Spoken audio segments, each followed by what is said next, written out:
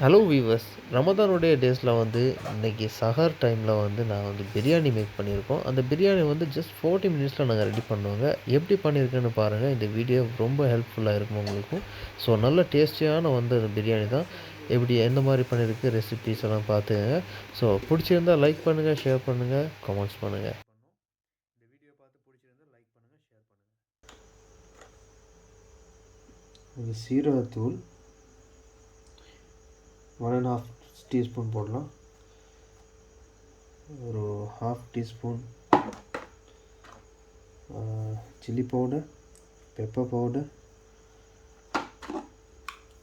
கொஞ்சமாக மஞ்சள், இது சரக்கு தூள்னு சொல்லுவாங்க, மிக்ஸ் பவுடர். ஸோ இதை போட்டு லைட்டாக உப்பு போடுறோம்.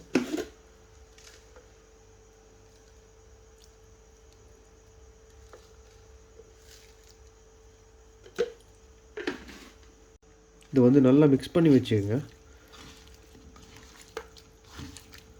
மெரினேட் பண்ணிவிட்டு ஒரு 5 மினிட்ஸ் வந்து ஃப்ரிட்ஜில் வைக்கணும்.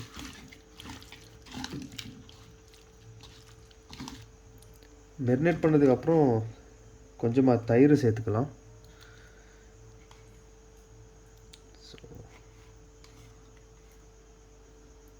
Right, that's enough. இது போட்டு கொஞ்சம் மிக்ஸ் பண்ணிக்கலாம். இதில் எடுத்து ஃப்ரிட்ஜில் போட்டுடலாம். மேலே ஃப்ரீசரில் ஒரு 5 மினிட்ஸ் வச்சிடலாம். சுத்தமான கோகோனட் ஆயில் போடுறோம். கொஞ்சம் தேவையான அளவு சேர்த்தணும். ஸோ அந்த நெய் ஸ்மெல் வந்து நல்லா இருக்கும்.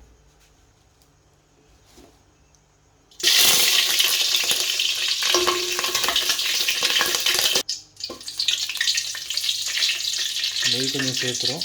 இதில் சேர்த்து ஃபஸ்ட் நம்ம ஒனியனை சேர்த்துக்கலாங்க. இதில்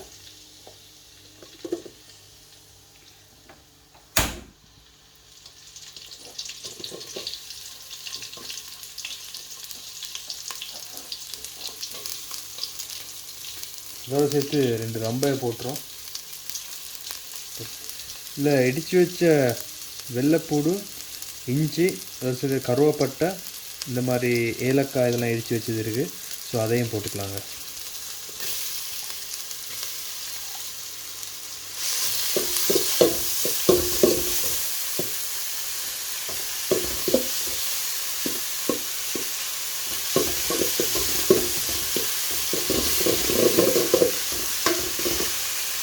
இதில் இந்த ஒனியனெல்லாம் வந்து கோல்டு கலருக்கு வரும் வரைக்கும் நீங்கள் வந்து கொஞ்சம் ஃப்ரை பண்ணணும்.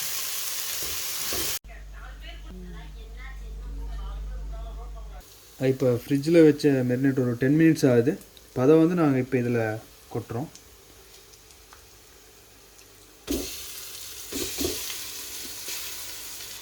இதோடு சேர்த்து வெட்டி வச்சு இருக்க தக்காளியை போடுறோம்.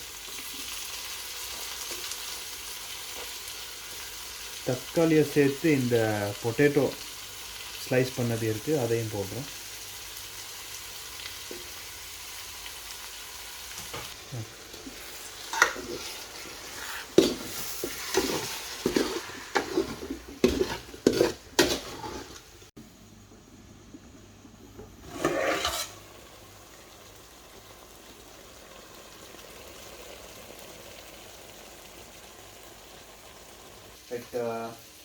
ரைஸை வந்து ஒரு 2 மினிட்ஸ் வந்து தண்ணியில் சோக் பண்ணி வச்சோம். இது வந்து பாஸ்மதி ரைஸ். இதில் தண்ணி அளவு எவ்வளோன்னா இந்த 1 இன்ச் இந்த இதில் இந்த அளவுக்கு வைக்கணும் தண்ணி. அப்போ வந்து குலையாது. ஸோ இதை வந்து நான் இங்கே போட போகிறேன். இப்போது அடுத்தது வந்து ரைஸை நீங்கள் கழுவும் போது இந்த கிளியர் வாட்டர் உங்களுக்கு வரணும். இந்த ரைஸ் வந்து கிளியராக தெரியணும். அப்போ தான் வந்து குலையாது, பிரியாணி கரெக்டான பதத்தில் வரும். ஸோ நான் வந்து இப்போ போட போகிறோம். இந்த சிக்கன் வந்து வெந்துருச்சு. ஸோ அதில் நாங்கள் போட போகிறோம். வாங்க போகலாம்.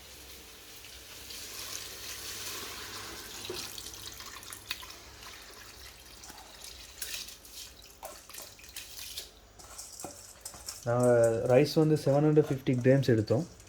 சிக்கன் வந்து ஆல்மோஸ்ட் 1 kg எடுத்திருக்கோம். ஸோ எப்படி ஃபைனல் அவுட்புட் எப்படி இருக்குன்னு பார்க்கலாம் வாங்க. நெய் கொஞ்சம் ரைஸை போட்டதுக்கப்புறம் ஜஸ்ட்டு நெய் கொஞ்சமாக போட்டுக்குங்க. ஸோ அந்த நெய்க்கு வந்து அந்த ஒரு ஜூஸியான தன்மையாக வரும் அந்த பிரியாணி. ஸோ அதனால் நான் கொஞ்சம் நெய்யை கொஞ்சம் போடுறோம்.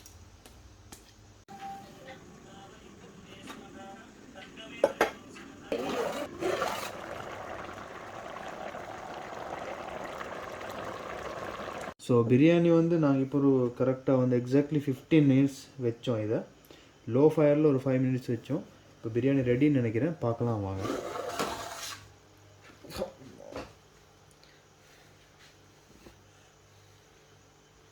Right, biryani ready ஆகிடுச்சுங்க.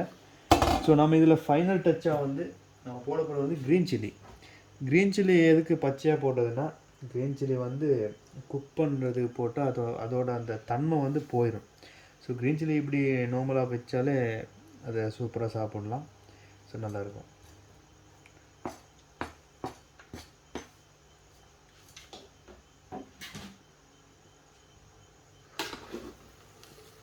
லைட்டாக கிளறி விட்டுடலாம். பாருங்கள், சொன்ன மாதிரி ஜூஸியாக வந்துருக்கு. அதுக்கு காரணம் வந்து கொஞ்சமாக நாங்கள் நெய்யிட்டோம். நெய்யோடு சேர்த்து நாங்கள் வந்து அந்த ரைஸை கழுவும் போது அதோட அந்த கிளியராக ரைஸ் விளங்குற அளவுக்கு தண்ணி வந்து கிளியராக இருக்கணும். ஸோ அப்போ தான் அந்த இந்த மாதிரி குலையாமல் இந்த மாதிரி இருக்கும். ஸோ எப்படி இருக்குன்னு பாருங்கள். ஆனால் நான் போட்ட பொட்டேட்டோ தான் காணும். எங்கே 1-2 இருக்குது. ஸோ சூப்பராக இருக்குது. இன்னும் ஒரு 2 மினிட்ஸ் இந்த ஒரு லோ ஃபயரில் கொஞ்சம் லைட்டாக வச்சா சூப்பராக வந்துடும் பிரியாணி. ஸோ நம்மளோட பிரியாணி ரெடி ஆயிடுச்சு. எப்படி இருக்குன்னு பாருங்கள். சாப்பிட்டு பார்த்தோம், ரொம்ப டேஸ்ட்டாக இருக்குது. வீடியோக்காக வேண்டி சொல்லலை, நல்லாவே வந்திருக்கு, சூப்பராக இருக்குது. ஸோ சிக்கன் பீஸுமே நல்ல டேஸ்ட்டாக இருக்குது. ரைஸ் வந்து கரெக்டான பதத்தில் சூப்பராக இருக்குது. ஸோ இந்த மாதிரி நீங்களும் வீட்டில் ட்ரை பண்ணணும்னா ஜஸ்ட் ஒரு 40 மினிட்ஸில் நாங்கள் இந்த பிரியாணியை மேக் பண்ணோம். இந்த வீடியோ பார்த்து பிடிச்சிருந்தால் லைக் பண்ணுங்கள், ஷேர் பண்ணுங்கள்.